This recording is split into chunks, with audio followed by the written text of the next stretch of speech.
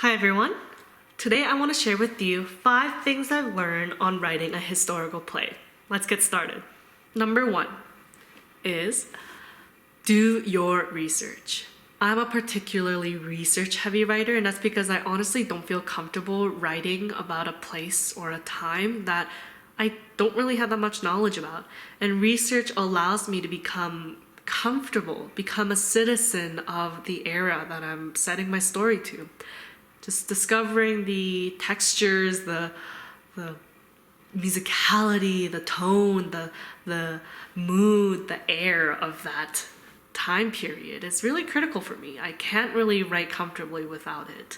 And research doesn't have to be boring. It doesn't have to be just be academic papers or documentaries. What? Not saying that academic papers or documentaries are boring.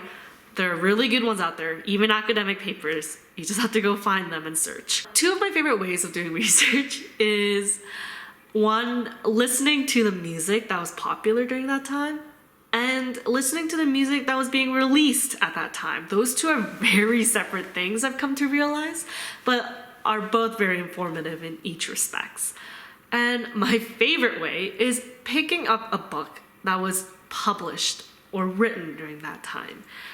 I think authors, I really do, I really believe that authors have a very keen awareness of what's going on around them.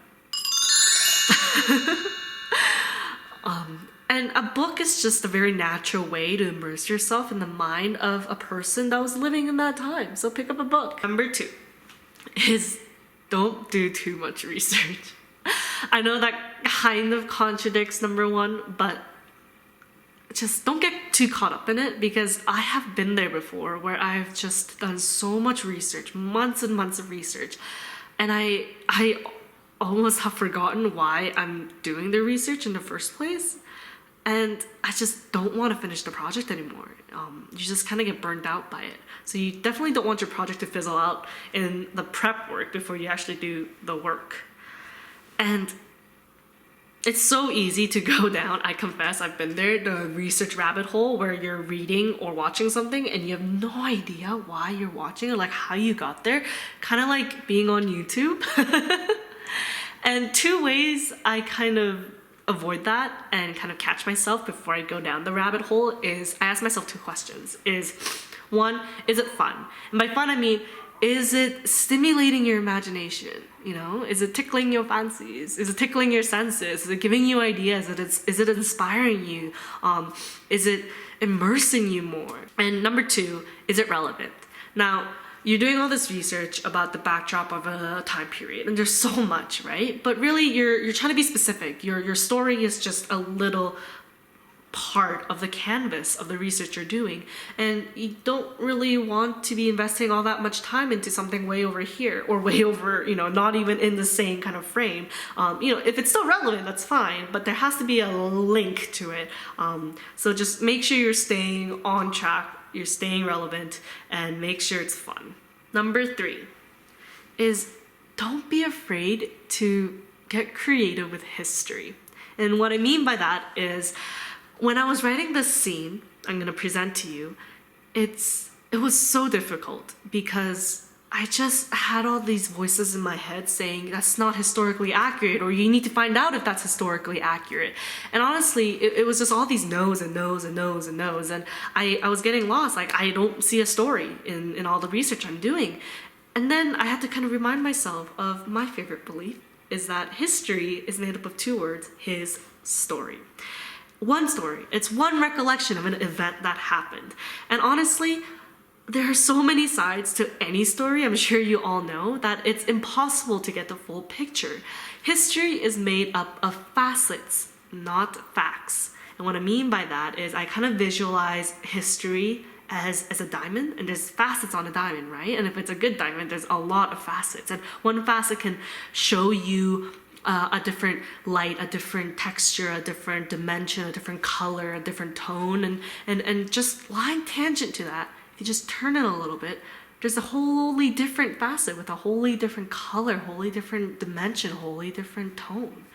And by reminding myself of this, suddenly I could let my imagination fill in all the blanks. Number 4, get to the personal human side of history. This kind of relates back to my struggle that I previously mentioned. I just couldn't find a story in all the research I was doing, and the research I was doing was based on Samuel Morse and the invention of the telegram. And I just couldn't find anything that really kind of titillated me on writing. And that was because I was just researching on like the invention, like the contraption thing, and like a little bit of backstory about his previous life and all that jazz. And I really wasn't getting inspired by it. But I knew there was a story there. I just knew that there was like an instinctual writer's voice saying, keep looking. And again, I had to remind myself, like, it's not about an object. It's about the person. It's not about the invention. It's about the inventor. So I took a step back and looked at the big picture. Samuel, like, what about you is interesting to me? Well, he was a painter. He went to a very prestigious art school, and then he became a scientist. And then I just wondered, whoa, like, that's a pretty big change. What kind of spurred that to happen? Was he just like a regular Renaissance man, or did something kind of spur him, motivate him to do that? And I researched that, and I found out that while he was doing a commissioned portrait, he got a message saying, you know, your wife is very sick, please come home immediately. And he rushes home, and then he's too late. His wife had already passed away from a fever. And just kind of putting myself into that weird mindset of coming home to be only too late. And it was so hard because communication nowadays is so instantaneous. I can message someone in Korea or like in Africa and they'd get it right away. So that was what touched me and moved me, and be like, this is my story. This is what motivated him to become a scientist rather than a painter, and to dedicate his like whole later part of his life to creating a more instant form of communication. And it was like, aha, here's my story. And writing it was a breeze after that. Number 5 is make it classic. I know that's easier said than done. But I really discovered that, especially when writing a historical piece set in wherever, somewhere that's not really relatable, but you want to make it relevant, you know? It's the awe of just having that surprise of, wow, like, this is a character, this is a piece of art created in the 1600s, the 1100s, the 1900s, like, you know, by people that I've never met, people who've lived completely different lives from me, and I still get it. I felt that before, I've experienced that before, I completely understand what you're trying to say to me. And it's that initial like, that makes classic works of art classic and makes it last and makes it interesting. So make it relevant, make it classic, appeal to the universal humanity that is in all of us. Easier said than done, right? Those are my 5 tips on writing a historical play.